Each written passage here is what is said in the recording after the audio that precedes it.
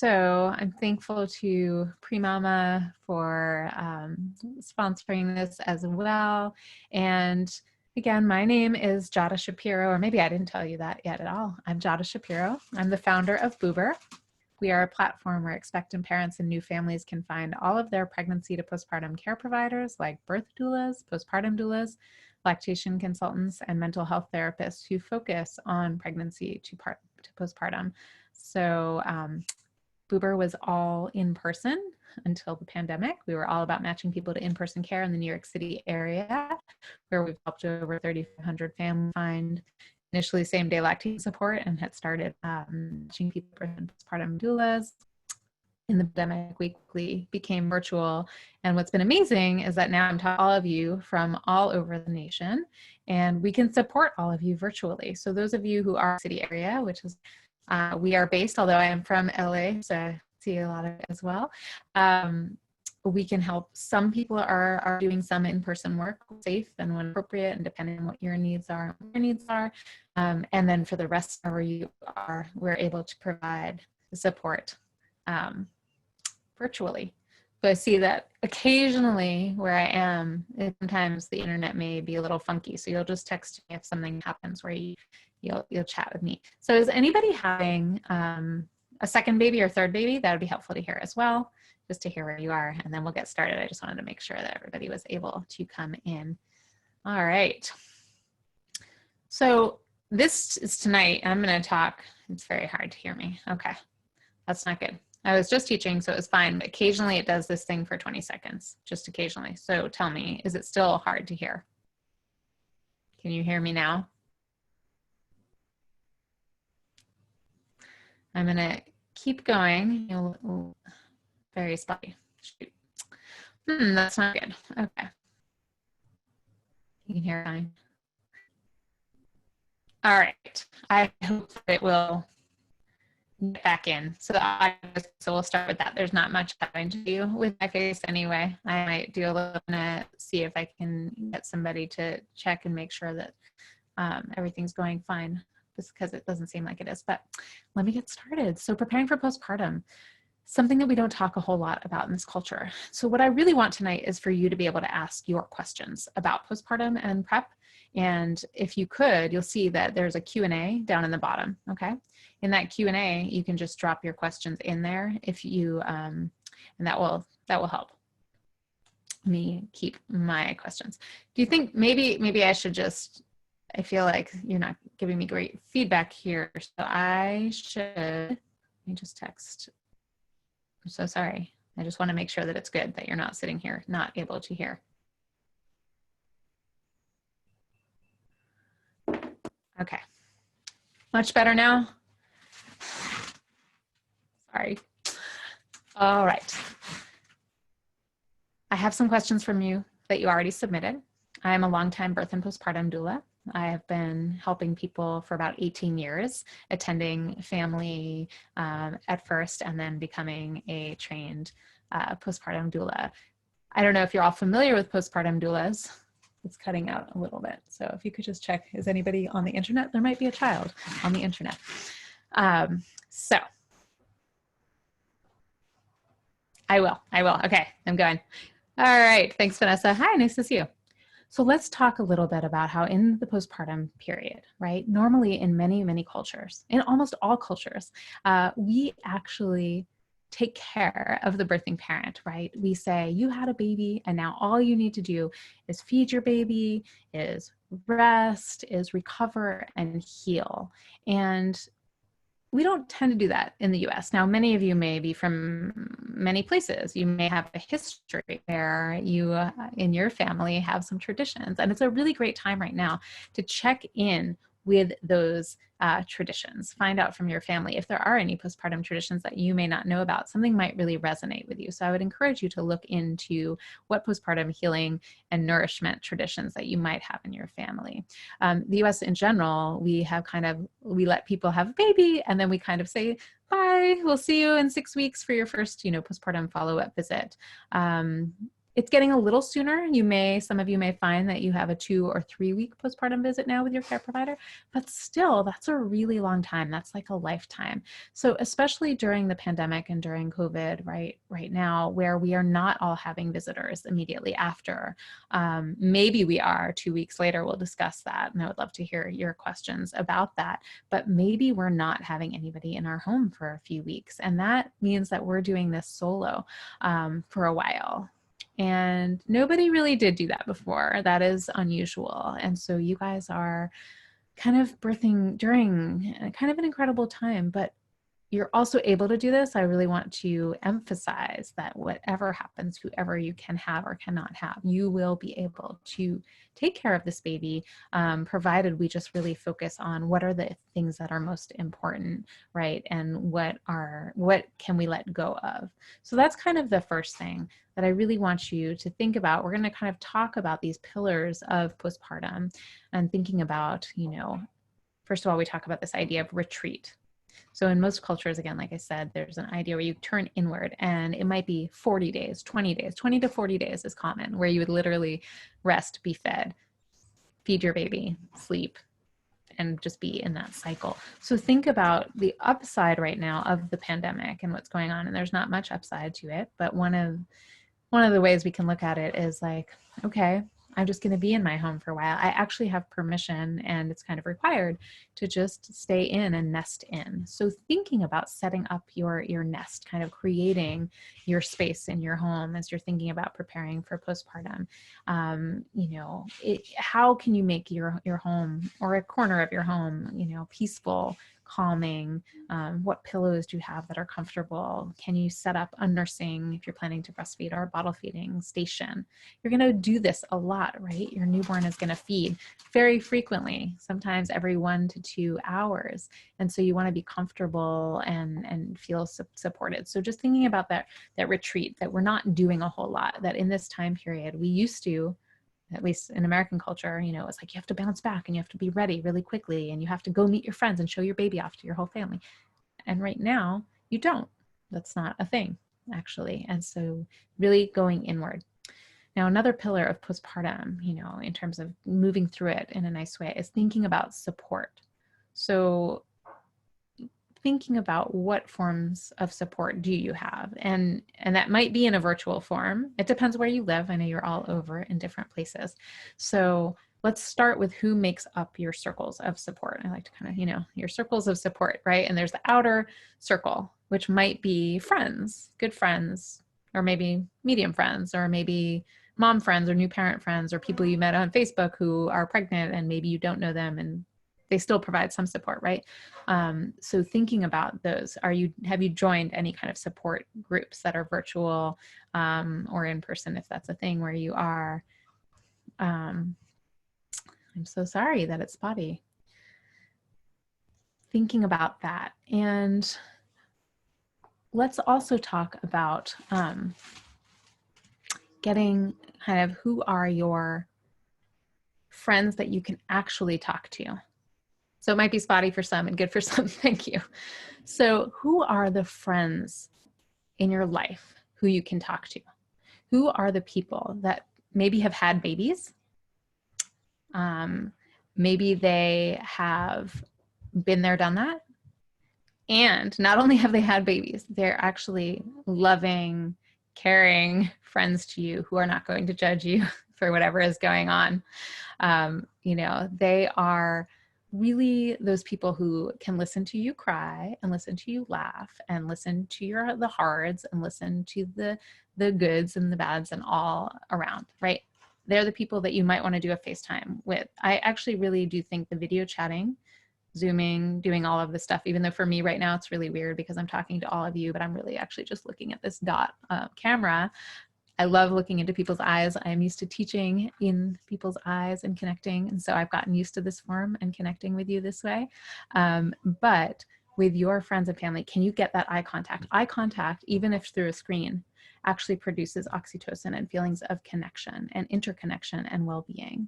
And so I would really encourage you to find those friends, and even maybe ahead of time be like, can I call you after I have a baby if I need to talk, right? So make a list of those people. Who are those people? Now there's professional support. Oh, we didn't talk about family. Hang on. There's family, right? So do you have family members also who you can rely upon, you can talk to, who you can video chat with, who you can call when you need them and to ask questions, right? They may have some good advice, although also we know in postpartum we get lots of advice that might be helpful, might not be so helpful.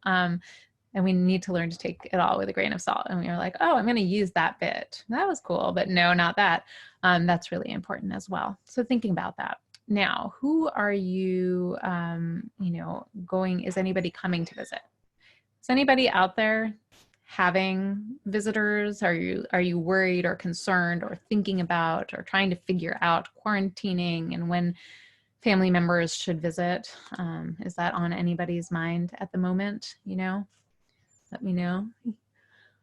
100%. Yeah. Maybe parents are concerned about flying. Mother's coming. She's been quarantining at her house. Immediate fam. Trying to figure out what's appropriate to have visitors. Yes. Trying to get my parents here, but Miami is far to Vancouver. Yep. Immediate fam. Yes. Considering a postpartum doula, but not sure what protocols they follow. Okay. We'll talk about that. Trying to figure out how to meet your father. How many? How long? Have a baby nurse. Okay. Trying to figure it out, especially when they're out of state. Parents, trying to get my mom. When is it appropriate for mother-in-law to visit? You guys are really thinking about this. It's big, right? Trying to figure out when to integrate. I'm reading your comments. The grandmas, but unclear what's safe and what protocols to follow. Only my mother and husband. Living in New York, parents in Cali. Just canceled the flight here for the next week. Baby's due this weekend. Okay, Natasha, thank you. That's a lot, right? Virtual postpartum doula. Okay, somebody has a virtual postpartum doula, so we're going to talk about that. Still questioning baby nurse and safety. Do we need to quarantine when we get home from the hospital? Wow, a lot of questions here. Do we need navigating how other people are quarantining and if they're doing enough to keep the baby safe? How to get parents, the grandparents, I'm assuming, to take COVID as seriously as we are. That's a big one, right? Not sure when to allow others. Only my husband. Immediate family and a few close friends will probably have them get COVID tests. Grandparents out of state, interviewing postpartum doulas in person. Okay. Yes, and questions, talking with my OB. Okay. All right. You guys are thinking about this a lot. So let's really talk about it because it's a big deal. So everybody's going to have a different level of comfort, right? Wondering whether visitors should wear a mask while over. So if you have the way a lot of pediatricians are recommending right now, and I don't know if anybody has even hired a pediatrician out there. If you have, or some of you have babies, so you probably have, you can talk to your pediatrician to get, a second opinion or a thought on this. Talk to your OB or your midwife about this. In general, what I'm seeing most people doing and what seems to be recommended by a lot of pediatricians is if you are birthing outside of the home, so if you're traveling to a birth center or traveling to a hospital birth, that when you come home from that you do want to potentially, this is one option, is to quarantine yourself if you're planning to have visitors, especially the grandparents come. So you would do a 2-week, 14-day quarantine at home once you've gotten home. And the reason being is that the grandparents in this case are at the highest risk potentially of what happens if they contract COVID. So then they're also having the grandparents either quarantining at home, right, for 2 weeks and then driving, if they can, straight to you. Or if they're farther away than that, which I see a lot of you are grappling with, right? If they were to fly in or drive in, if that's their choice and that's what they want to do, can they rent something near you somewhere, stay for 2 weeks, quarantine in that way? Potentially they can come visit. Some people are doing visits that are outside with masks, keeping social distance, right? So that's one option. How can you quarantine when you have to go to the pediatrician, right? You do have to go to that first pediatrician visit, which is usually day 2 to day 4. So that's a really good question. And so people are often starting after that, if they, depending on how strict they're going to be. It is recommended that if you don't know the status of your visitors, having visitors wear masks and having you keep social distance, and ideally outdoors right now is considered to be the safest, right? So that's another option to talk about. So also thinking about postpartum doula support or baby nurse. So I see a couple of people have postpartum doulas and a couple of people have baby nurses. So let's just talk a little bit about them because it depends, where you live. So baby nurse is somebody who typically cares for the baby, mostly. They may support you as well, but I'm just going to kind of lay it out a little bit, it can have variation, but baby nurses or newborn care specialists, they tend to care for the baby. They tend to live in with you 12 hours to 24 hours a day. They tend to have a week or 2 week minimum, depending on how it goes. And they do a lot of baby care. And we like to say that postpartum doulas, which I don't know if people have heard of postpartum doulas. It sounds like some people have, but maybe, this might be the first time you're hearing the phrase postpartum doula. A postpartum doula is somebody who is trained we help with the transition to parenthood. That's what we like to say. We're kind of an all over, we're like baby care and you care. So we not only take care of the newborn in terms of holding and diapering and changing and assisting with, soothing and cuddling if you're sleeping, right? And helping. But we're really actually about trying to teach the parents these things. Our goal is to basically work ourselves out of a job. Our goal is to help you. By the time I leave, I want you to feel way more confident that you're like, yeah, I know how to do the bath. I know how to clip the nails. I know all of those things. So we're a lot of education and support, but we also do recovery, right? So if we're in person, we may make food. We may, of course, hold the baby, help with sleep, show you soothing tips, all of that. Virtually for postpartum doulas, it's a little different. Of course, I can't hold your baby through the screen, but it's been amazing doing postpartum support virtually because certainly you're not going to book the same amount of hours up front. Like with in-person care, people are often like, oh, maybe I'll book 20 hours up front and have you come over for 4 hours a day or something like that. Or some people book a lot more. Some people just book 1 4-hour shift to kind of try it out. So there's a lot of flexibility with the postpartum doula. We do overnights. We do days. We do 4-hour minimums usually, but in virtual land, you can come to Boober and you can just, you can book 90 minutes. You could book 1 hour, really. So you could try it out and see, does this feel right?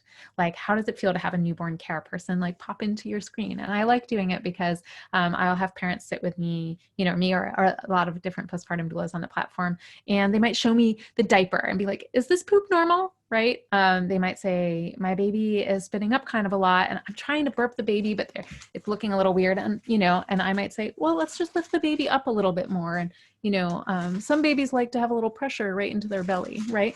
So we can do a lot of teaching and support. And then maybe I'll pop in at 9 a.m. if you're awake, and then you'll text me later and you'll want me to come by from 1 to 2. And so virtually we can just pop in as needed, which is a really nice way to know that you have an expert who's trained in newborn care, who's trained in babies, who knows what's up, who can listen to you if you need to cry and tell me what's going on, right? It's really a nice thing. So that's the postpartum doula.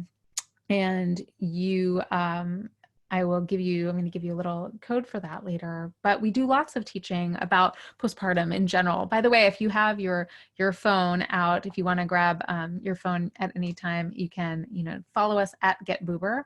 I'll just type that to you. On Instagram, we do lots of teaching there about kind of postpartum care tips, diaper tips, nursing tips. So grab your phone and follow us on Instagram, and we'll connect with you more there to help support you. So some postpartum doulas see multiple clients at the same time. So you normally, yes, we might see 1 or 2 clients in the time. During COVID, if they're doing in-person support, one thing I have found is that a lot of the postpartum doulas on the platform who are doing in-person care are trying to keep it to 1 client to minimize going back and forth. That's why a lot of doulas are still doing just virtual care, because they don't want to be exposing anybody going back and forth, right? Or they're just committing to 1 client. Some people are having a baby nurse, who moves in with them, or a family member. Again, like you can have a family member get tested and then move in with you potentially as well for a certain amount of time. So let me just see if there were, and somebody had a question about baby nurses. We're planning on having a 24-hour baby nurse for the first 2 weeks, but with COVID, we're questioning if it's worth the risk. I think if you can work with the baby nurse to find out, like some people are hiring baby nurses and, building a trust level with them and hiring them also to quarantine beforehand, if that's possible. If it's not possible for them to fully quarantine, you really don't know what they're doing, right? I mean, you may still not know, but if they live with somebody else and that person's going out to work, then there would be some level of risk. So you have to really decide what feels right, And are there any rapid testing somebody asked about we could recommend for inner circle or family? That is a good question. And I'm not an expert on testing. So I know a lot of places are doing more rapid testing, but the problem is right now that so many people are getting tested that people aren't getting results as quickly. So I can't actually speak to that one as well. And I will get to more questions of yours. So let's just talk, where that was about support, and we can come back to this and you guys can ask me whatever questions you want. Just want to make sure that we get through kind of some of the other things to think about. So you're thinking about your circles of support and whether you are going to hire somebody. And Boober is basically the idea is like, you don't have to book in advance or know if you need to do it. You just go on our website and you fill out the postpartum doula form if you feel like you need support. If you are somebody who wants to book in advance and know your doula, then you for sure should do that. But I also wanted to really make it accessible and easy to try it out and do it if you need it. Some babies are easy, guys. Same with lactation. A lot of people are going to breastfeed no problem, but if you do have problems, you can reach out to us very quickly. So that's what's good. So let's talk about nourishment and how you're eating, right? You want to start preparing for postpartum. You can actually make yourself some food in advance or think about foods. So in the US, we tend to feed ourselves not in the best way in postpartum in the hospitals anyway. Those of you who are giving birth in the hospitals, you might find that they serve you some cold Jell-O after, right? Hospital food has never been known, but some are good. So I don't want to speak to all, but they're not great about what they're feeding. They might have some, toast and whatnot. So we don't want to just eat like sugary food, like sugary white bread. It's going to block us up. It's not going to really help us heal and properly get nourished, right? So there's a great book called The First 40 Days by I think it's Hang. So that's a great book to look at, to think about. You can find also at our blog, we have on the Boober blog, you'll find you'll find a blog about postpartum as well, some great soups. So in The First 40 Days, she talks a lot about this idea, right, of broths and bone broth and nourishing foods that are warm and soft and easily digestible. So again, if you look at all the different cultures in the world, most have some kind of postpartum foods that are helpful, right? So collagen-rich kind of nourishing broths are going to help with milk supply and building up your blood. That might look like, I have heard, I'm just going to put this out there, like food, the most collagen-rich food that's supposed to help most with lactation is a soup with trotters, right? Which are not commonly eaten by Americans, but very common, for instance, in Chinese broth. So that just thinking about even just a regular, bone broth, if you are a vegetarian, then there are some other options in terms of like lentils and squash, etc. But really giving yourself these warm, soft, digestible foods. And you can pre-prepare, go look up some postpartum soups, nourishing postpartum soups from around the world and see what looks right, or check out the book and see, and start freezing some of these soups, make these things in advance. And then also, if this were non-COVID times, we'd be like, who's in your meal train? Who's bringing food over? But still during COVID, friends can prepare food, and they can, now that we're not, depending if you're in an area that is not in lockdown, some lockdown may be happening again shortly. So, and in certain places we are. So really being mindful of where you are. If you're in a lockdown area, or there is a risk of being locked down during the time that you're having the baby, I am encouraging people to order enough food, have enough on hand that you could be home for 3 to 4 weeks without, needing to get anything. The supply chains seem okay right now, and ordering food, it depends where you live, right? So you may want to get a big bulk bag of rice and beans and different things so that you can just really nest in and really prepare these foods, these nice, nourishing, warm foods for yourself. Okay. Those are some things to really think about.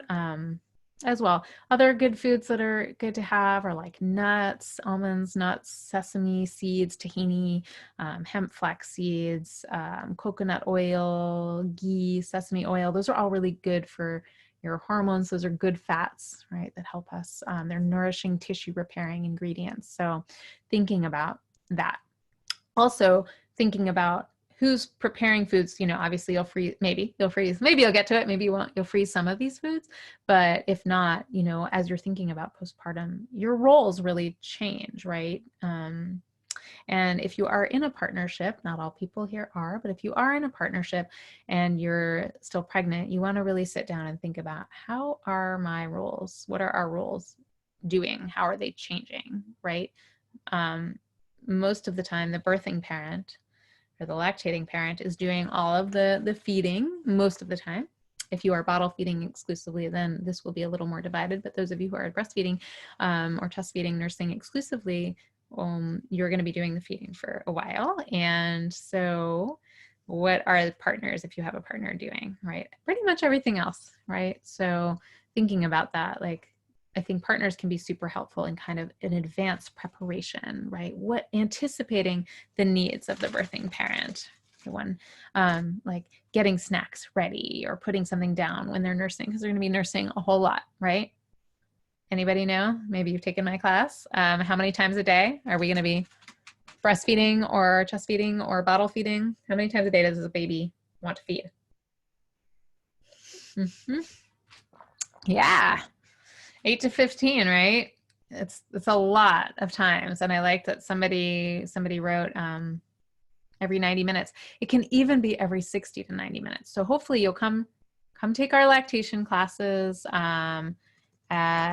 I didn't talk about my other company at Birthday Presents. That's my first company, which I started in 2002, where we teach childbirth classes, breastfeeding, newborn care, infant CPR, and safety, and lots of pain coping classes for labor. So I hope you'll come join there. I'm going to give you BDP Virtual 15, which is 15% off. And some of the other classes are having different sales. So come on over there and connect with us to learn all about lactation and newborn care and all of that. And I think that's part of actually preparing for postpartum, is what you guys are doing. You're coming to a talk, right?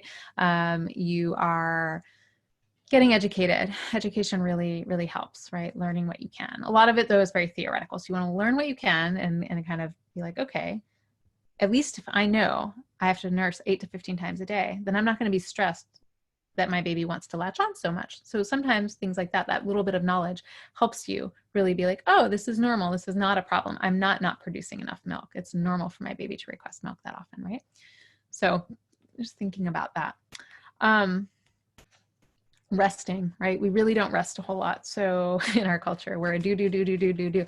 Although maybe this is the first time we've not been such doers, because we can't. So can you think about sleeping when the baby sleeps at all? You've probably heard about that. Babies come out thinking day is night and night is day. They're going to be much more active in the middle of the night. They're going to be waking up much more frequently, and then they're going to sleep a bit longer in the beginning.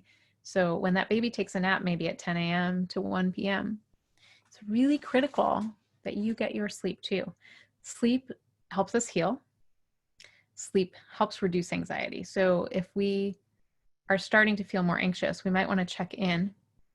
And I'm going to wonder, how much have you slept, right? The more we don't sleep, the more anxious we can get, even if we don't have a tendency toward anxiety. And that's why you really almost have to write yourself a prescription for sleep. You have to make that a priority, like not writing thank you cards for baby stuff, not doing dishes, letting them pile up a little bit, doing your thing. And even if you're like, I'm not a napper, I can't do it, or you find that your mind is going, can you lay horizontally? Just lay down near your baby and don't plan to sleep.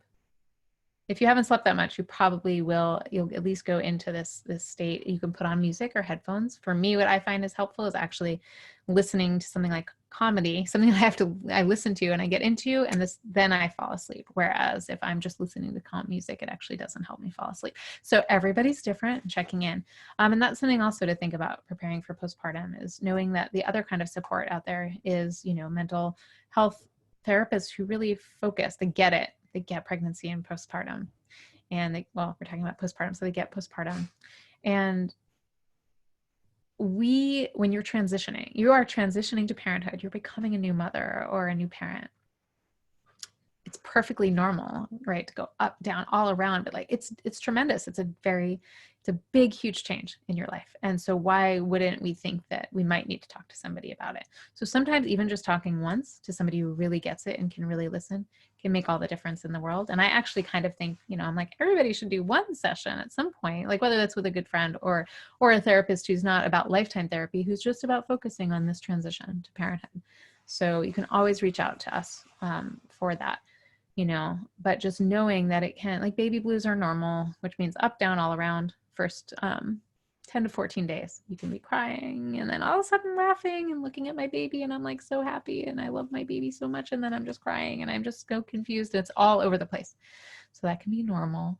Whereas if you're finding yourself past 2 weeks staying in a state where you are just feeling more weepy or down or depressed or anxious, right? It can present in different ways. If that you're not feeling like yourself for staying for longer than 2 weeks, then we might be looking more at what we call PMADs, or postpartum mood and anxiety disorders. And I do want to say that if you are somebody who knows yourself already, like if you are a person who has had some depression or anxiety, then it is normal that you might be at higher risk just as a person because you've experienced it before with all the hormonal changes. Who knows? You may not. Like for some people, they have the baby and it's actually they're, oh, I get it. I have a role. It's really clear. And for other people, the hormones are all over the place and a few months out, it might start to present.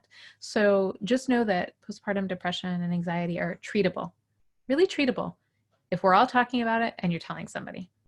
And even if, so you can reach out to us. We have somebody who can screen you when anytime you come to Boober for lactation or mental health or whatever, there's a screener who actually is a real person who will call you back, unless you really don't want to be called. That occasionally happens, but so you have somebody to talk to and then can decide if you need a session. But it's treatable. Sometimes it's talk therapy and sometimes it's medication, but it's treatable if you talk about it and tell somebody. Okay. So that's important as you're thinking about it. And if you have a therapist already, like touching base with them a little bit, maybe while you're pregnant, just being like, hey, if I need you, can I reach out? Even if you're not seeing them right now. All right. So questions so far. I'm gonna just look at my questions and see what has come in.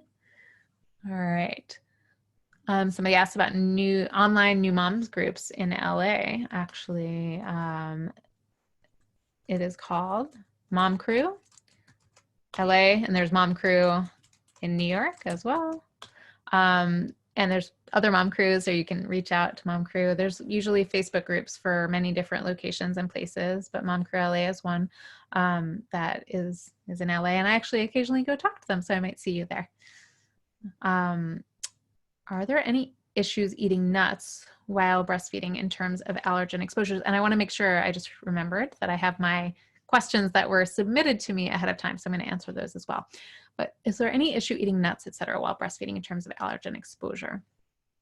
That's a good question.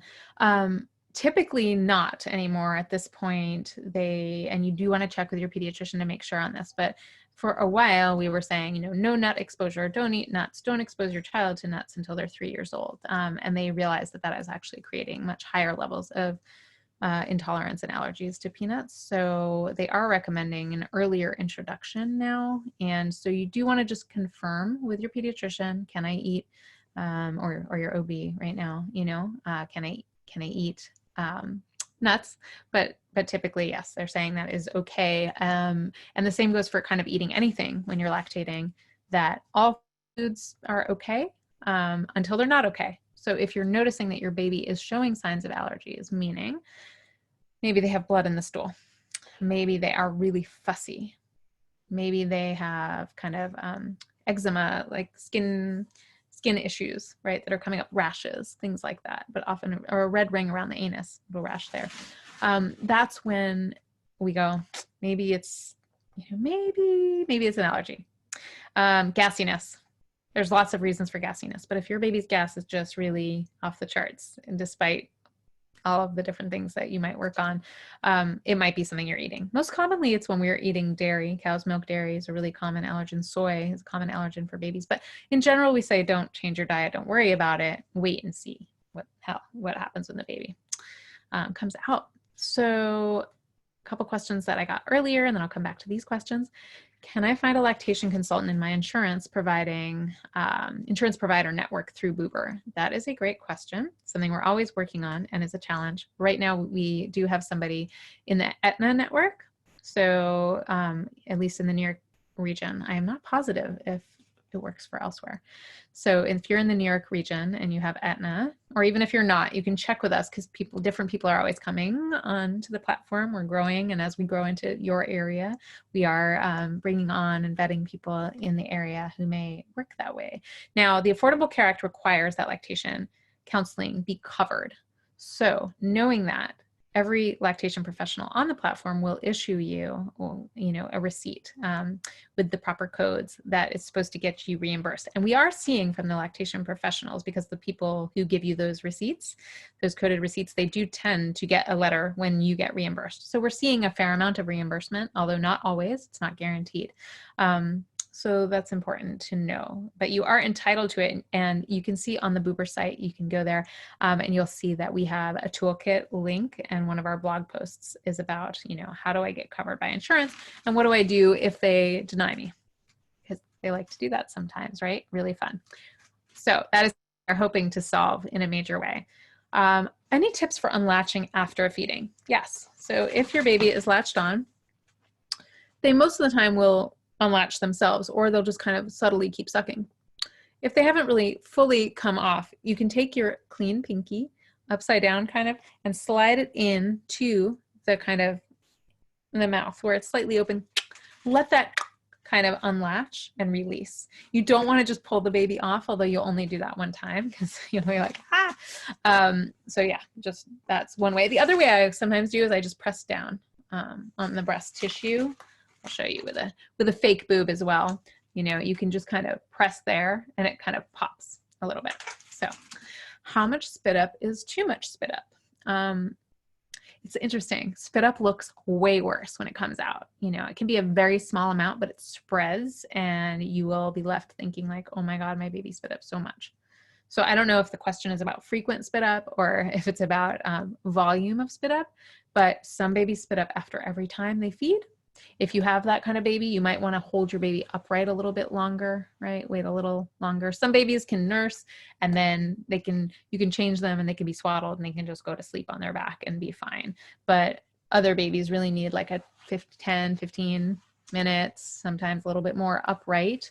And if they're spitting up every time, but they're happy, or whatever, they're not bothered by it, then just check in with your pediatrician, but it's probably not much of anything. If they are bothered when they're spitting up, if they're crying, with very fussy, then they might actually have acid reflux or something going on that's different. So it is pretty normal for babies to spit up a fair amount in the beginning because their systems are so disorganized, Somebody asked, can we overfeed our newborn? So yes, you can over bottle feed. You can't over breastfeed. So the baby, when they're done, they're going to really slow down the pace of their feed.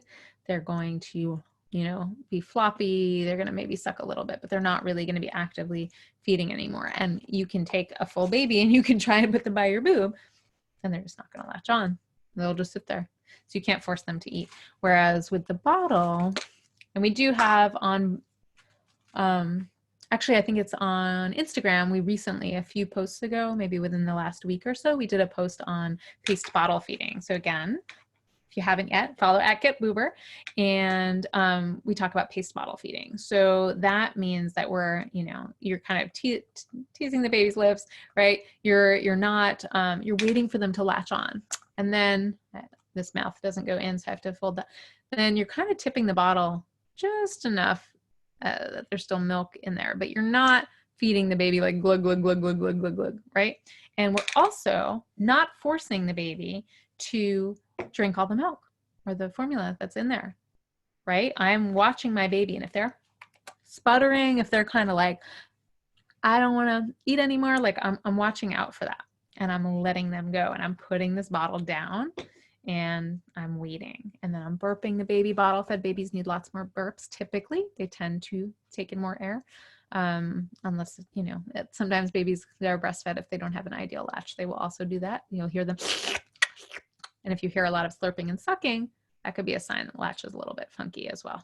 And that might be a sign that you want to get some help.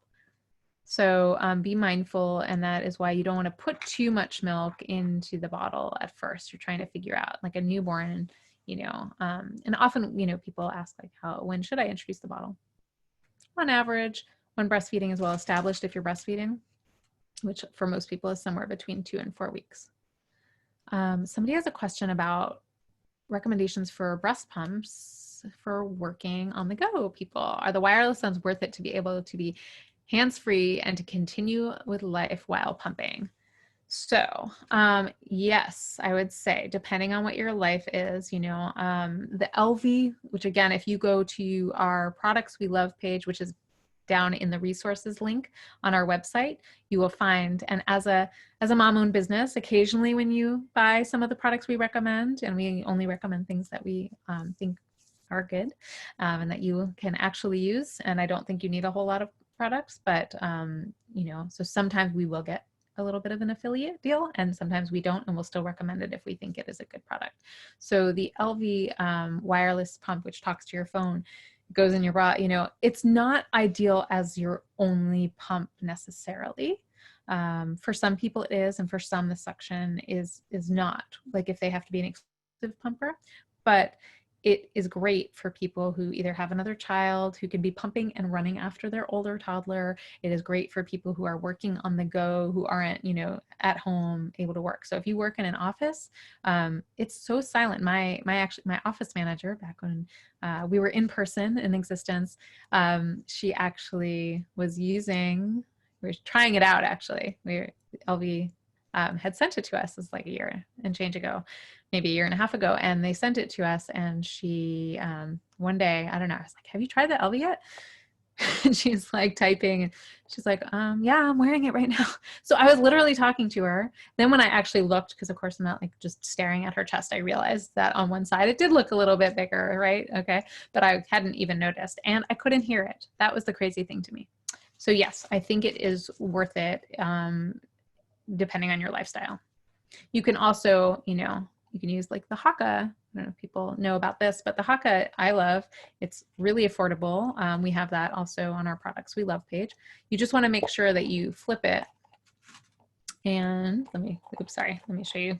I've just got a boob in hand here. So you flip it down, breast in, and that creates the suction. And what's pretty cool about it is if I'm here nursing, right? Let's say I'm nursing over here, and on this side, it's just going to kind of suction out the milk. So for some of us, if we're like overproducer or we leak a lot when we're nursing, you catch enough milk that you end up having some stored already, rather than having that milk just leaking into your bra and being total waste. So this, I think, is great. You can also use it as a breast pump, where you kind of squeeze at the bottom. And then it has this, we like the one with the suction cup bottom, so it doesn't fall over. Anyway, that is definitely worth trying. I mean, a lot of you potentially are going to be working from home if you're working, and I think that is going to shift the dynamic of pumping this year. I think we're going to see a lot less pumping.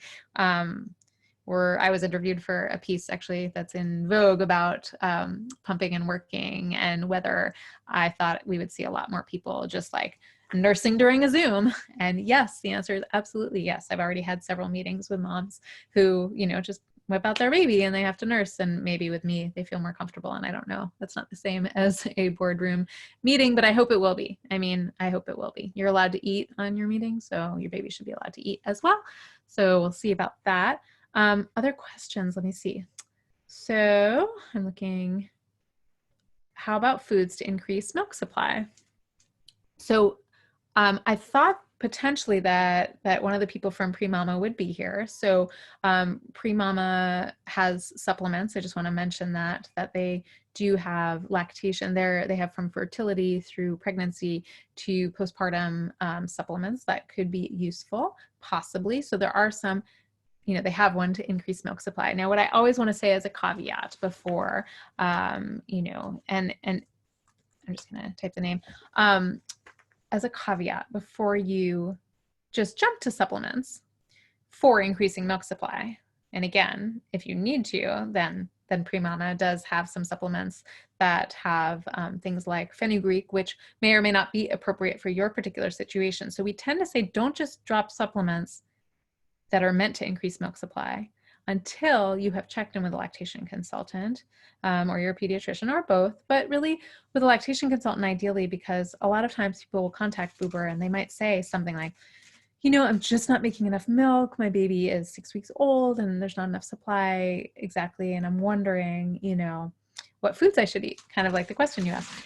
And we will always ask you, so how many times a day are you nursing? Because the way breast milk production works is it's more milk out means more milk made. Less milk out means less milk made. So if you started introducing a bottle, say, right, maybe you gave a bottle, if you didn't pump your breast that day to replace the time your baby was nursing, your milk supply may go down a little bit longer, right? So we want to make sure that you're actually nursing or pumping enough. And so, for instance, I had a conversation with somebody who, when they told me how many times they were nursing and how many bottles they were doing, it turns out they were only nursing 4 times per day in 24-hour period. And that is definitely why the milk supply was quite low, because for how young their baby was, they needed to be nursing more like 8 to 12 times a day, right? So sometimes we can fix it by just saying you either need to nurse more or you need to pump more. So if you're pumping enough or nursing enough, and you're like, no, my baby feeds all the time, I'm really not making enough milk, then you can start to look into some different foods. So like the collagen-rich soups, like I talked about before, bone broth's really, really helpful. You know, nut butters can be really helpful. Anything with the fats to help with the hormone production.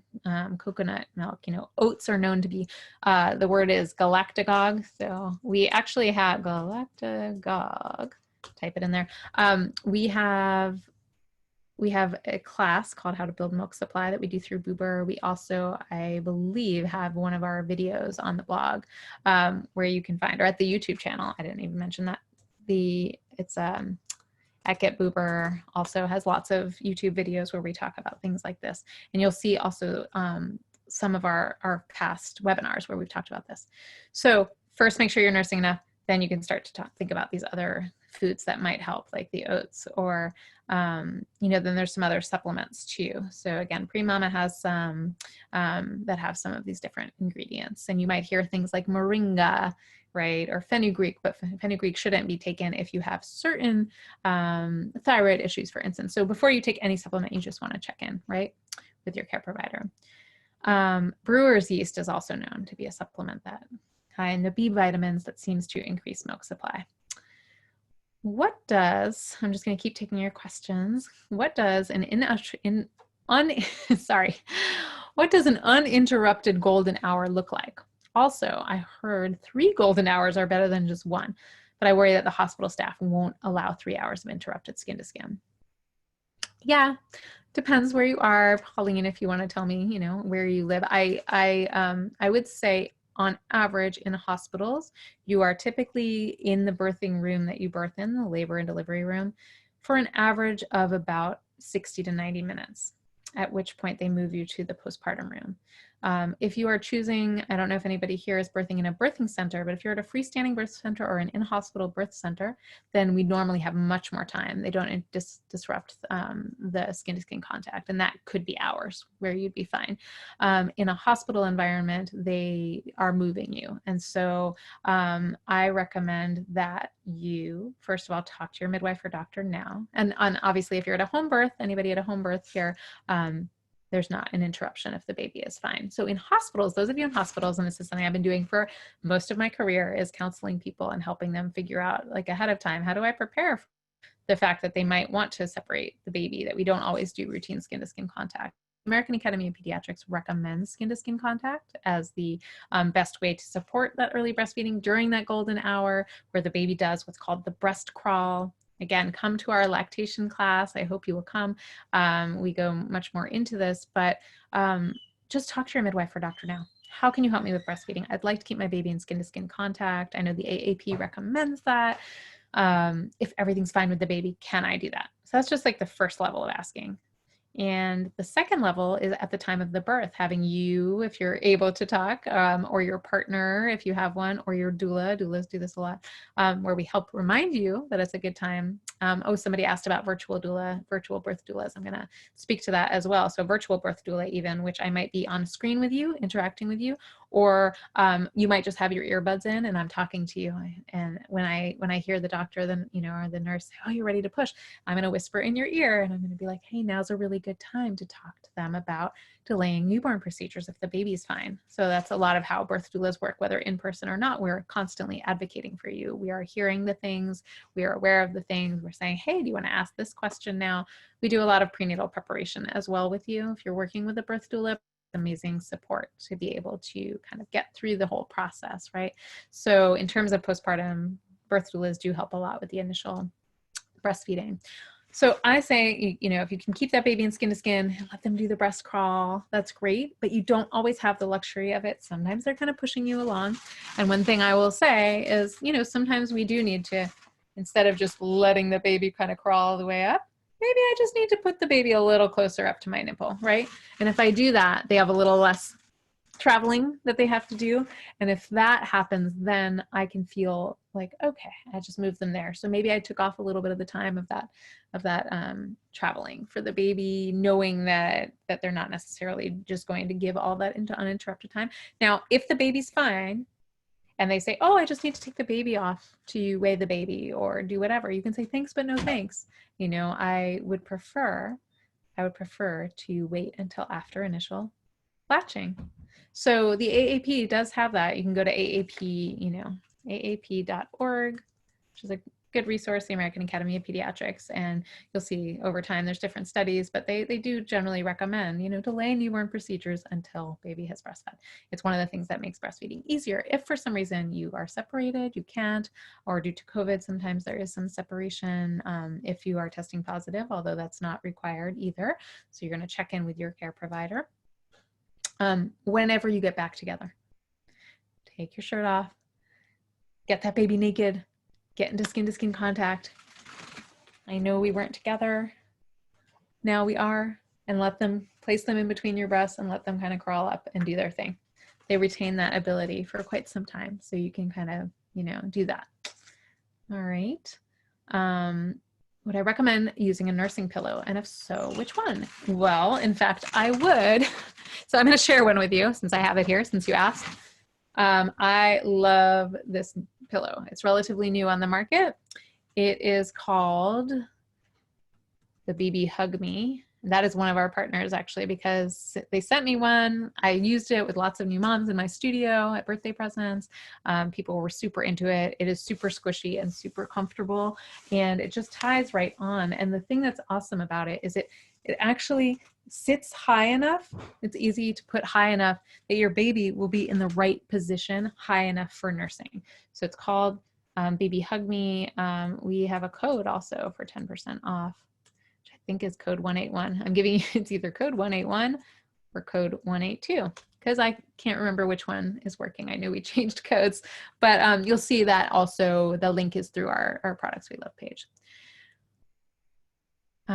Husband here, can you elaborate on a bit on the various responsibilities the father can take on in the beginning? Absolutely, that's a wonderful question.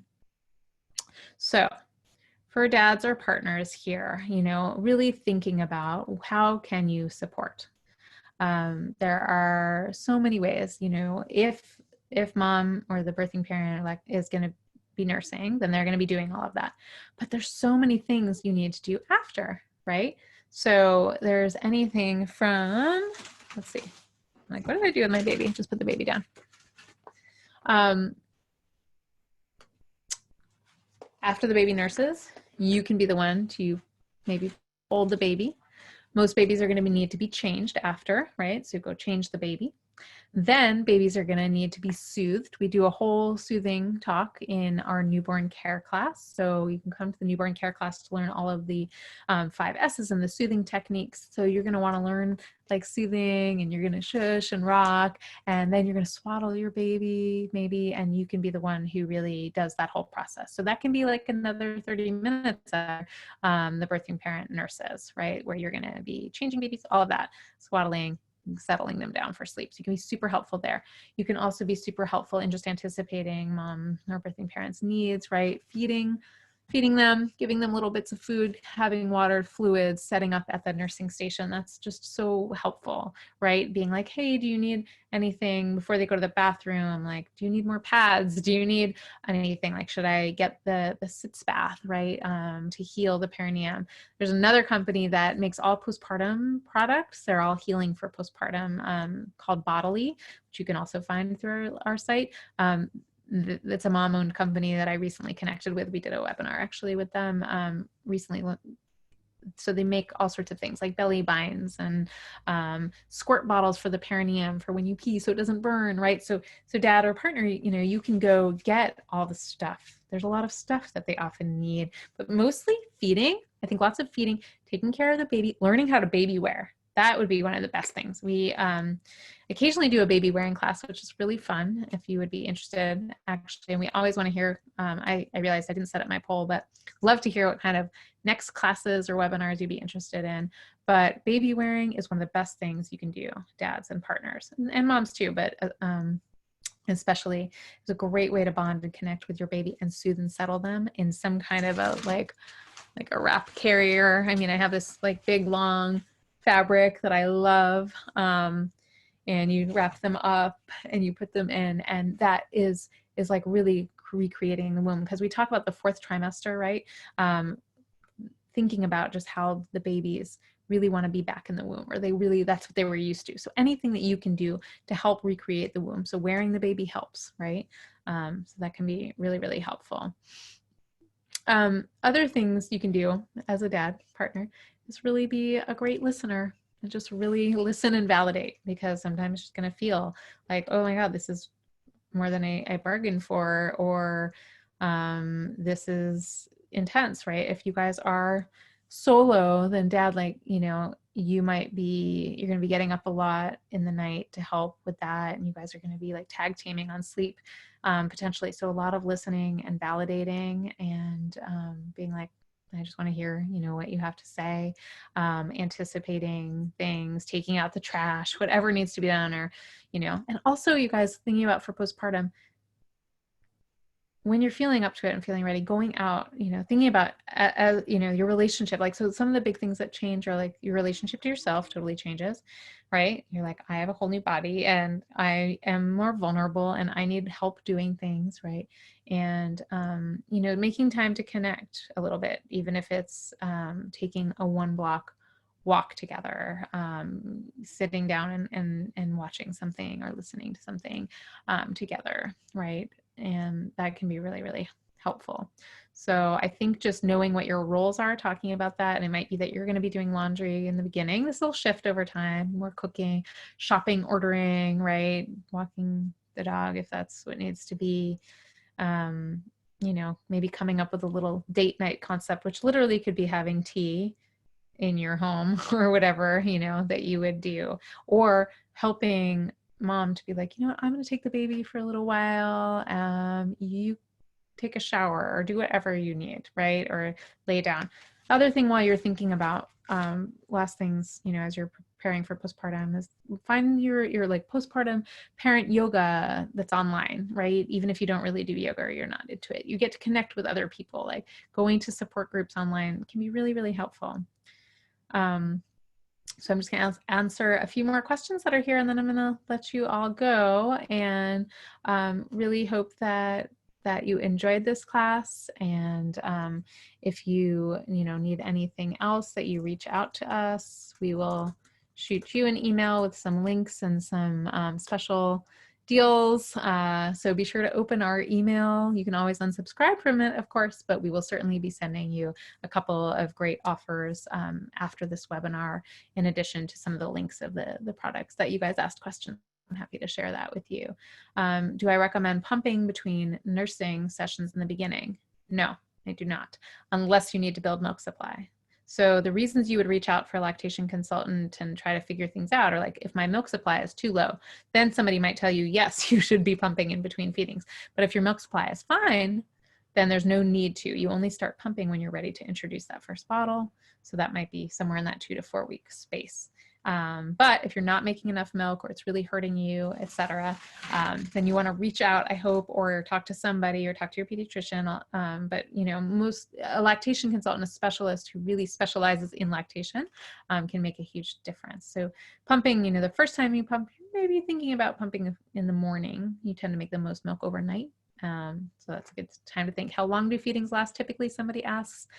On average, in the beginning, it can be 5 minutes or 40 minutes. It's all over the map, and don't worry about it. Just feed the baby whenever they want to feed, and however long it takes, unless it's really hurting you. If it's really hurting, pain is a clear sign to reach out for lactation support. All right, so text us or fill out our Boober form if you are having a lot of pain. So what was I going to say? Would I recommend? I know. I'm like, what was I going to say? How long do feedings last typically, right? So as time goes on, as your baby's getting older, 3 weeks, 4 weeks, when your full milk is all in and the baby has grown a little bit, feedings do space out to every 2 to 3 hours. And if your feedings are lasting 40 minutes every single time, then that's probably too long if you're not getting a lot of breaks. But just know that at 3 weeks, at 6 weeks, 9 weeks, you may have major growth spurts, and the baby will need to nurse a whole lot. And baby wearing, again, I want to say one more thing about it, is really a lifesaver in postpartum when you're solo, because it allows you finally to be hands-free. So you'll hold your baby a whole lot the first week, and I want you all to know that babies want to be held almost all the time, and that's normal. You're not spoiling them. You're not going to ruin them from being able to walk. They are being held by you guys 100% of the time right now, if you're pregnant. So any putting down, they'll get used to, right? They'll start to be learning that development. So important. Somebody says, what do I mean by testing isn't mandatory? My hospital said I needed to get testing. Yes, most people do, but there are some hospitals that are not testing everybody, I have heard, and there's some that have lessened the mandate. So it depends where you live and what's going on. You just want to find out from your place. And then somebody asked, how do you know if you're making enough milk? Pees and poops, that they're meeting the goals of peeing and pooping, that they're peeing and pooping enough according to your pediatrician, that the baby seems sated at the end of a feed and not always starving. You'll see that they seem relaxed, content. They sleep for at least 30 minutes to 2 hours or so, and they are starting to gain weight. Right? And those are all reasons why you'd reach out to Boober for lactation support. If your baby is not gaining weight, if your baby is, if you have cracked bleeding nipples, if it's nothing, it doesn't feel right, it hurts a bit. Pain is a sign that you should reach out. Not making enough milk is a sign you should reach out, right? Plenty of babies latch right on and don't need us, but if you do need help. All right, so I am going to let you go. Let me know if this was helpful for you. I love to hear what you needed more of or what you would like to hear. I hope you have a great night and that this gave you some ideas. We also do have more of a postpartum prep class specifically where we'll go through lots of slides. This was just a good time to talk and take your questions. Oh, thank you, everybody. I'm so glad. And thank you. I'm looking at, so a couple people had C-section questions. If you're still here, I can answer just a few, but we do also teach, I have an hour-long cesarean birth class that just talks about recovering. So I'll just briefly say that post C-section, it is healing from major surgery. So definitely harder physically on your body for most people, not always if you're not comparing, but you really gonna need more help with, if you have a partner or somebody who can come if you're solo, thinking about how to make that work, that you shouldn't be holding anything more than your baby, rolling to your side when you're getting up, that may need some pain medications, and your doctor will talk to you about that as well. And special suggestion nursing wise, somebody else asked that, the football hold is helpful because that doesn't put pressure on your incision, or the side lying hold. So, really thinking through that. The bodily company actually has a C-section recovery kit as well, so you can check that out. And come to our full session. We have an hour session on cesarean birth whether you're planning it or not, if you just want to understand the procedure a little bit more and then talk more about the recovery. But in general, taking it easier, taking it slower, having high-waisted pants or a dress kind of nighty thing so you're not putting pressure on the incision, and then really looking out for if your pain is getting worse, that you're reaching out for sure to your care provider, looking at the incision every day to make sure that there's no sign of infection. All right. Okay, great, Samantha. So thank you again, and please reach out if you name of postpartum supplies bodily, and we would super appreciate if you go through our getboober.com resources page. Through the resources, and you will get to the products we love. All right, take care, everybody. Be well. Thanks so much to Premama as well. Premama Wellness, you can follow them at Premama, and thank you, and we'll talk to you soon. Bye.